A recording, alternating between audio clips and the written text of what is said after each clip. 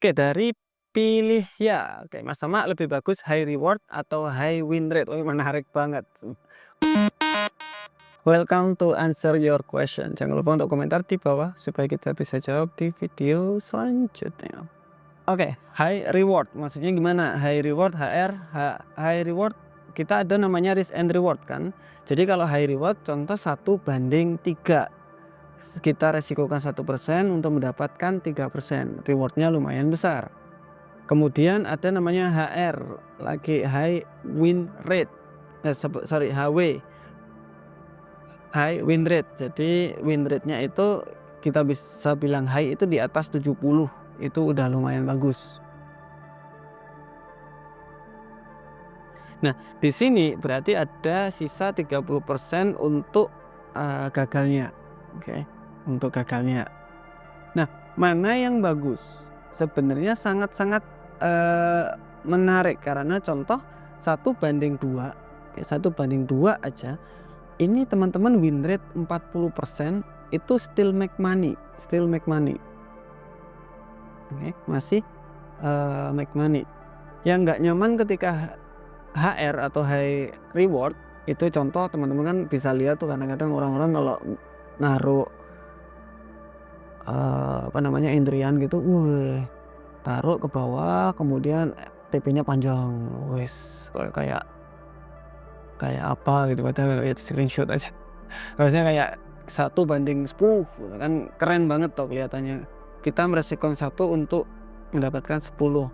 Pertanyaannya berapakah kali SL? Bakalan sering banget terkena SL sampai nanti terkena. Tapi sekali terkena semua SL tadi ke cover. Tapi psikologinya kuat apa tidak? Untuk ketika contoh 5 kali terkena SL teman-teman masih bisa tetap resikonya. Itu bisa nggak psikologinya? Nah gitu. Kalau bisa HR menurut saya cocok buat teman-teman. Kalau yang HW, high win rate itu contoh win rate di scalping kita di 80%. Untung terus tiba-tiba rugi, nggak bisa nahan rugi karena saya udah untung semua, ini ditahan sampai habis profitnya. Nah itu juga berarti masing-masing di sini ada plus dan minusnya, mana yang cocok dicoba aja. Kelemahannya HRIS itu ketika loss terus menerus masih bisa tahan apa enggak, itu ketika untung terus apakah kita bisa cut ketika kita loss. Nah itu cobaannya. Dari GDFBRN, kalau saya trading crypto pakai exchange luar, apakah pengenaan pajak progresif perorangan sama seperti pengenaan pajak trading forex? Ini menarik. Oke, kalau ini pemahaman saya, teman-teman bisa cek podcast saya dengan konsultan pajak saya sendiri di sini.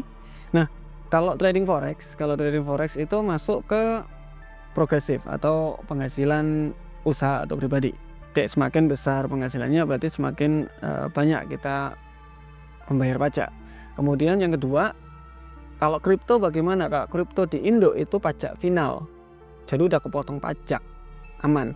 Tapi kalau brokernya luar bagaimana? Nah kalau sepengetahuan saya berarti itu termasuk aset luar, nanti dimasukkan kemana? Ya tetap masuk ke SPT pribadi, jadi bukan pajak final. Kalau menurut saya seperti itu. Oke, kalau pengen lebih bagus lagi atau lebih detail lagi, mungkin konsultasikan sama konsultan pajak teman-teman sendiri. Kalau menurut saya penghasilan 4,8 M setahun atau 5 setahun itu udah harus pakai konsultan pajak sih, biar lebih enak. Karena kalau masalah pajak itu agak lumayan rumit, jadi teman-teman bisa fokus sama bisnisnya, pajak ada orang yang ngurus sendiri. Kalau saya sukanya seperti itu. Oke, dari Leonardo, Bang, time frame-nya kalau 5-15 menit, untuk waktu entry-nya berapa menit atau detik? Detik, gas. Oke, kalau misalkan lihat time frame trennya di M15, itu bakalan sering kena ini sebetulnya. Kalau di M15 kena fake out itu sering banget. Kalau menurut saya di H1 itu bagus M15 buat entry. Itu bagusnya di situ. Kalau mau nyoba sih mungkin di M15, entry-nya di M5, tapi kekecilan loh itu. Kekecilan kalau menurut saya intraday. Kalau scalping boleh, cuma ya itu banyak fake out yang saya bilang itu tadi. Scalping the best menurut saya di momentum candle, wis nggak ada lagi the best itu. Dari Toko Jaya, Bang coba challenge Bang, modal 1 juta di compounding sampai 1 M, kelihatannya menarik dengan resiko lot mengikuti modal. Nah, challenge seperti ini itu menarik dan bakalan viral, yes. Tapi harus ada edukasinya. Nah, makanya kita ada, kalau teman-teman lihat di My FX Book kita, cari aja di Google My FX Book Rizky Aditama. Jadi My FX Book di sini portofolio sebenarnya. Karena saya suka pakai My FX Book karena dari dulu ini untuk saya trading jurnal yang sangat-sangat bagus banget.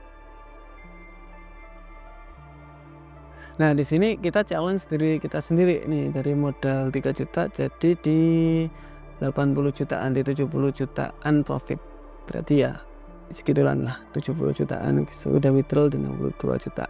Naik lumayan besar. Apakah bisa 1 M? Bisa saja. Kenapa enggak? Kalau udah punya skillnya bisa. Jadi fokus sama skillnya aja. Saya hanya mau nunjukin sebenarnya pakai cara teman-teman yang udah pelajari itu bisa.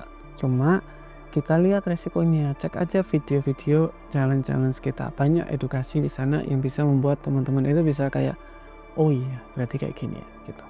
Dari Dayen, Mas, saya backtest selama 5 bulan itu profit lumayan. Oke, lalu saya backtest lagi di tahun yang berbeda. Hasilnya profit lebih kecil sekali mendekati BP. Kalau dipotong fee habis tuh, kan capek ya 5 bulan cuma BP, itu kenapa ya Mas? Ini realita sih.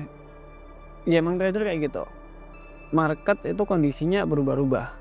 Teman-teman juga bisa lihat di rekap bulanan, bulan April ini saya rugi ternyata, di rugi 18 pip. Oke, total di minus 40 pip. Lihat bulan kemarin, saya untung di 519 pip, ini scalping doang. Bulan kemarinnya lagi saya untung di 200, intraday di sini untung di 900. Kemudian 500, 120, 100, 500 dan lain-lain. Nah, di sini berarti kelihatan bahwa memang ada saatnya market itu sedang bergejolak, ada saatnya marketnya sedang bagus. Kita harus mengikuti itu. Ini ada Setra itu AI kita yang kita develop, dia bisa belajar sendiri pakai strateginya dia sendiri. Jadi pakai strategi kita, kemudian dia belajar diperbaiki pakai otaknya dia sendiri. Nah, ini juga lumayan dilihat probability level 9,85, gila. Nah, segitulah pokoknya bisa dilihat di sana. Oke, saya try di sini bisa dicoba-coba di Discord kita. See you next video. Bye bye.